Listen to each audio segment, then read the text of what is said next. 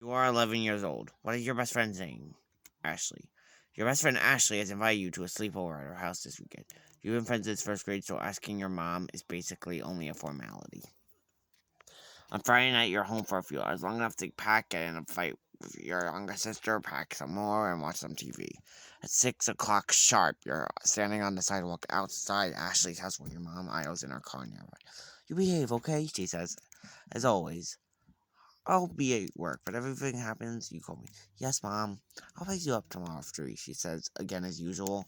But then she pauses, looking up at the sky, which has been overcast throughout the day. If you play outside, she adds, be careful. It's probably going to rain. I wave goodbye.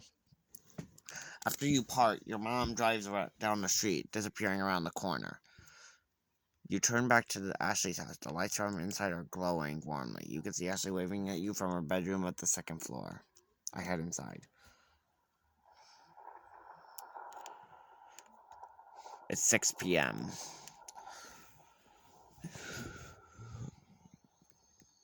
Ashley's mom meets you inside. Hello, she says. Dinner will be ready in just a few minutes, but you can drop your stuff off in the den.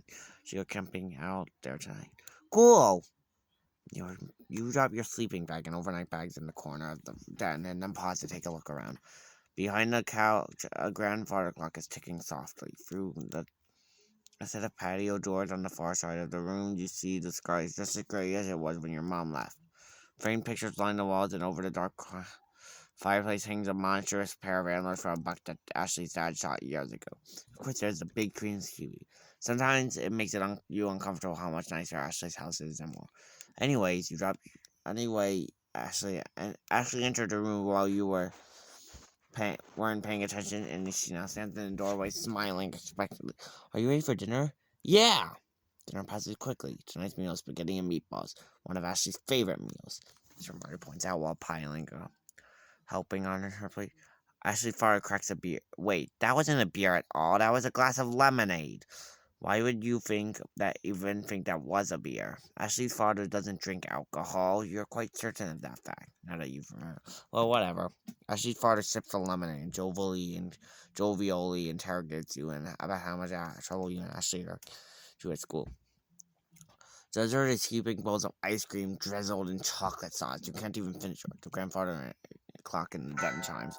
You go along now, says Ashley's mom, smiling from her side. We'll clean up in here. Let's go get the TV ready, says Ashley. The two of you leave the dining room and head upstairs.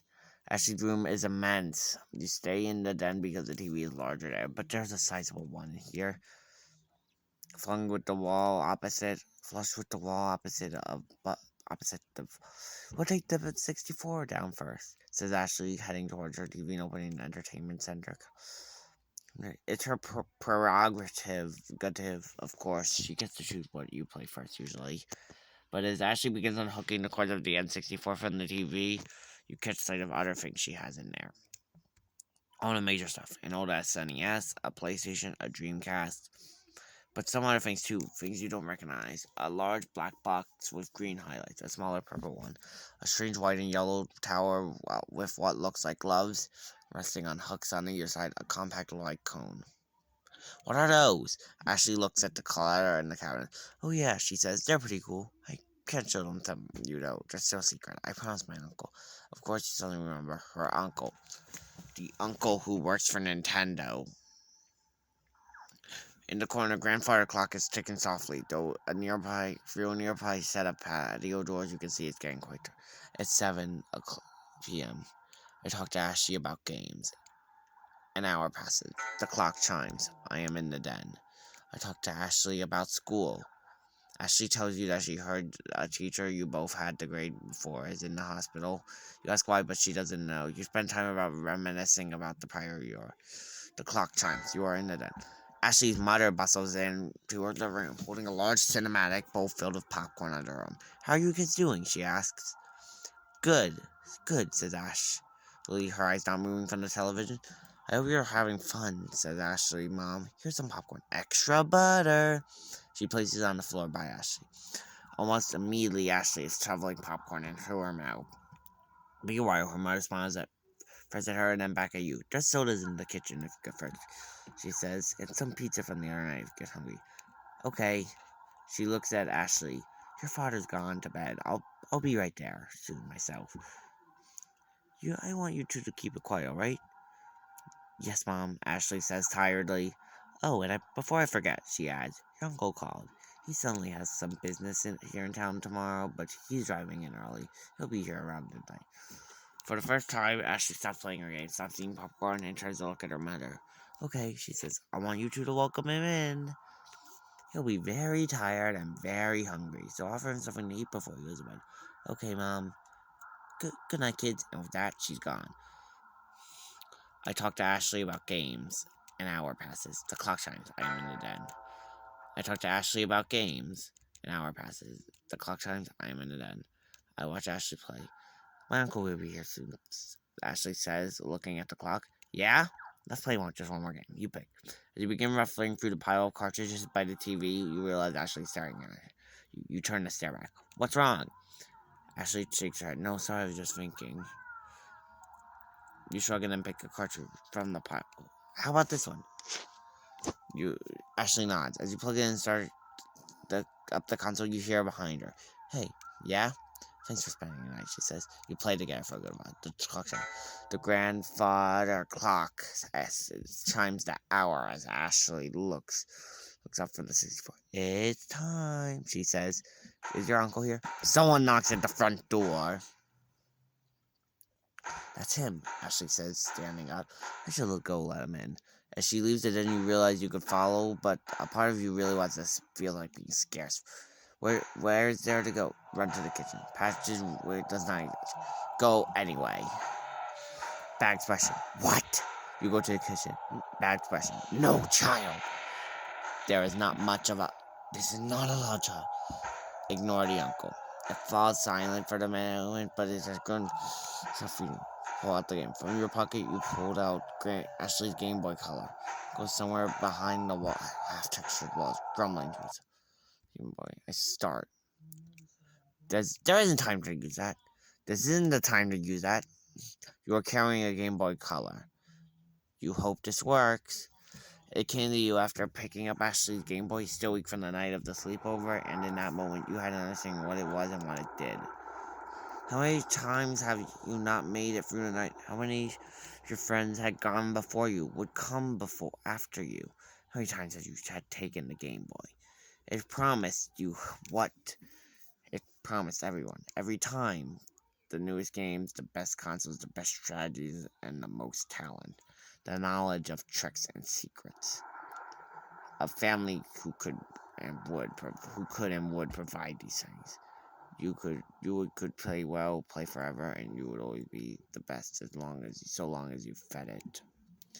And you had an idea. It's not like your first request, but it was hungry, and it had no.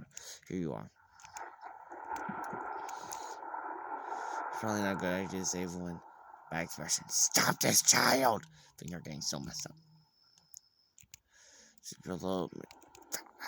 You are 11 years old. What's your best friend think? Your best friend actually. Blah, blah, blah. Wait for a second. Blah, blah, blah. You have to go get the TV ready. You said remember her uncle. In the corner, the grandfather clock is ticking softly through a nearby set of patio doors. You can see it's dark and rainy. Ashley is parked in front of the large TV, playing something on the Nintendo 64. Suddenly, she jumps as if you scared her by entering when you... What was that? She asked. I know about the uncle. Ashley blinks uneasily. I don't know what you mean. Do not listen. What are you talking? I used it to come back. Stop this. Ashley looked around uneasily. A year or two. How is this happening? Ashley asked. I'm starving to death. No. I'm starving it to death. Ashley shakes her head and stop this down, children. What are you here for? What are you doing? The rain outside increases in tempo. Or bad children, bad. Stop sounding exactly. I came back to save you. Ashley takes a step forward toward you. How did you do that? It's weak. But it changed so much, says Ashley. Not really, but all the others, says Ashley, they're gone. I ate them all up. No, we're here. It doesn't eat all at once. It's slow. It takes years, maybe even forever. Gone forever, gone. I miss so many. My parents, my brother. I don't deserve it. Why did you come? Suddenly, Ashley come because I think we can stop this. Back there, nowhere. Things are starting to uncle. The finger calls himself an uncle. Is he on a version? We're making a final gamble to stop either of you from being still calm. Take Ashley's hand. I take Ashley's hand. Ashley looks up at you. You really came back to me? You really think we could do this? It wants us to hate each other, and I won't do it. With a sad smile, she nods. Okay. I click. Come back! You don't understand. It offered me something. It gave this place who I was then.